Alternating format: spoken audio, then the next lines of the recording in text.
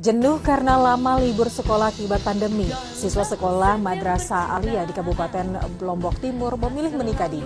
Ya saudara, keputusan menikah muda itu disayangkan orang tua dan juga pihak sekolah dan berharap mereka tetap bisa menyelesaikan sekolah. Tahun untuk laki-laki.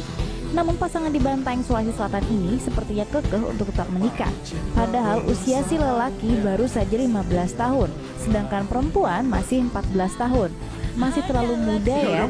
Keduanya mendaftarkan pernikahan mereka ini ke KUA dan tempat cerai dan memberikan pembelajaran agar tidak terjadi permasalahan seperti itu lagi.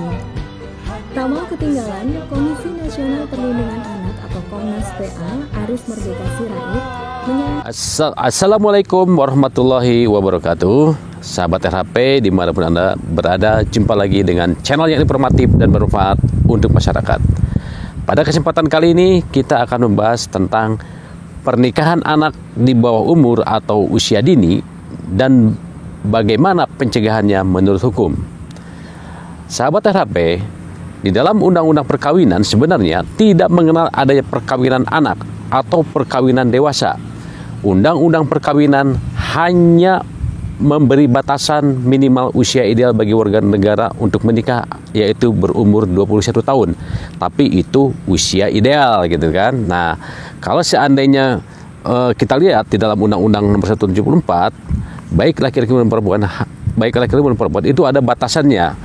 Di dalam Undang-Undang 174, perkawinan membolehkan laki-laki berumur di bawah 19 tahun dan perempuan di bawah 16 tahun untuk menikah selagi mendapat dispensasi dari pengadilan. Jadi kalau misalkan mau menikah di bawah usia 19 tahun atau 16 tahun sesuai dengan Undang-Undang Nomor 174 itu harus ada dispensasi dari pengadilan agama. Ya, dalam ini dari pengadilan, dalam hal ini adalah pengadilan agama. Nah, seiring dengan disahkannya Undang-Undang Nomor 16 tahun 2019 tentang perubahan Undang-Undang Nomor 1 tahun 74, yaitu tentang Undang-Undang Perkawinan, maka semua harus mengacu sesuai dengan ketentuan, yaitu perubahan tersebut mengatur tentang batas usia menikah adalah usia 19 tahun, baik bagi laki-laki maupun bagi perempuan. Jadi sejak adanya Undang-Undang Nomor 16 tahun 2019, usia pernikahan bagi laki-laki dan perempuan adalah sama, yaitu usia 19 tahun. Nah, di sisi lain, ada sejumlah regulasi yang mendefinisikan anak dengan batasan usia di bawah 18 tahun.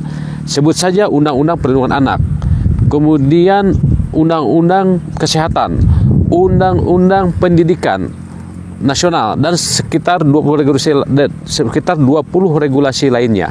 Semua mendefinisikan anak dalam pengertian tersebut. Dengan demikian, peristiwa menikah di bawah 18 tahun disebut sebagai perkawinan anak. Itu menurut undang-undang yang lainnya di luar Undang-Undang Nomor 16 tahun 2019 ya. Jadi rata-rata menurut undang-undang yang lain seperti Undang Perlindungan Anak bahwa batas bahwa dikatakan anak itu adalah sampai usia 18 tahun. Nah, di bawah itu adalah anak. Jadi batasnya sampai 18 tahun. Nah,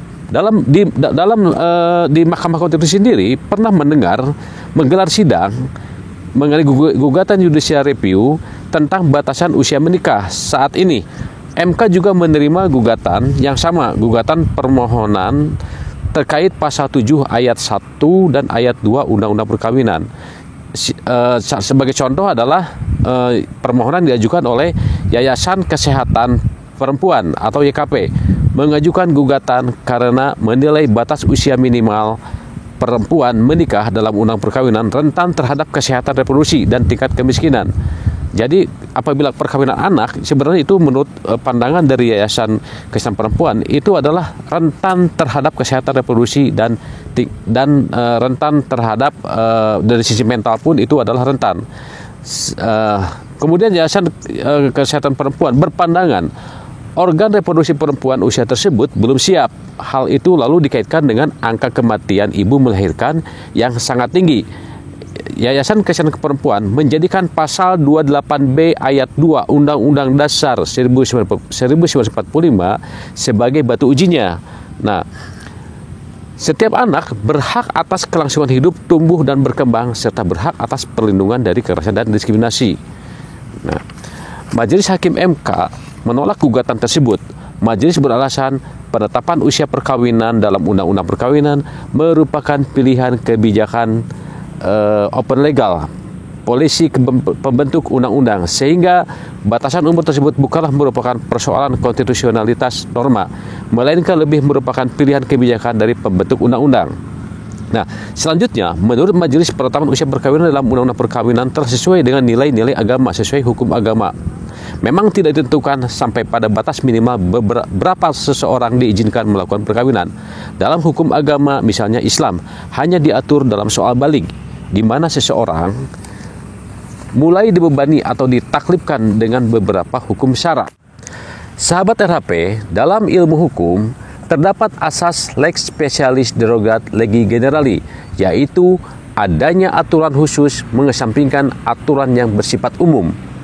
Dalam perkawinan di Indonesia, maka yang menjadi aturan khususnya adalah Undang-Undang Perkawinan, sehingga ketika dihadapkan dengan aturan yang bersifat umum, maka kedudukan Undang-Undang Perkawinan lebih kuat untuk dijadikan dasar hukum dalam pelaksanaan perkawinan.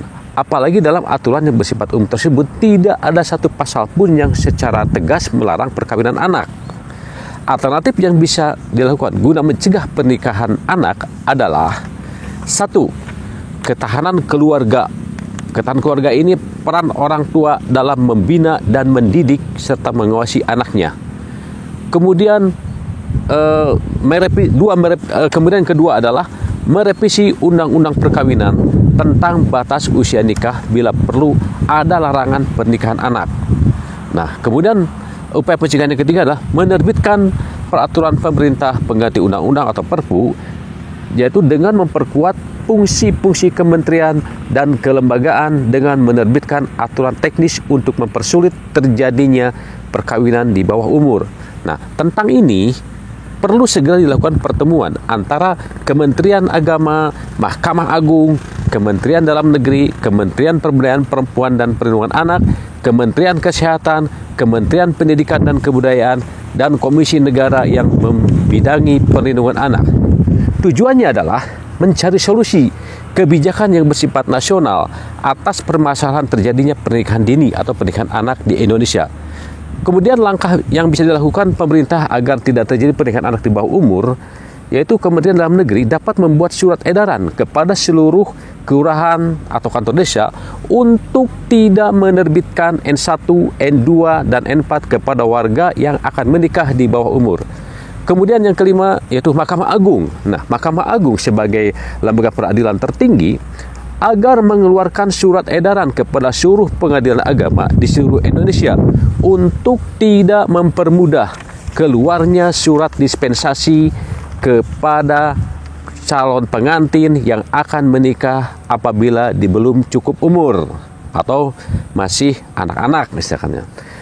Nah, apabila di dalam poin 4 dan poin 5 tadi di atas tidak dapat dilakukan, maka perlu pengaturan lebih lanjut bahwa calon pengantin di bawah umur sebelum dilaksanakan akad nikah harus mengikuti bimbingan konseling khusus atau tes psikologis dari instansi terkait, selain mengikuti kegiatan bimbingan perkawinan di KUA. Nah, apabila dalam konseling khusus dan tes psikologis calon pengantin tersebut dinyatakan tidak lulus, maka KUA tidak boleh mencatatkan pernikahannya.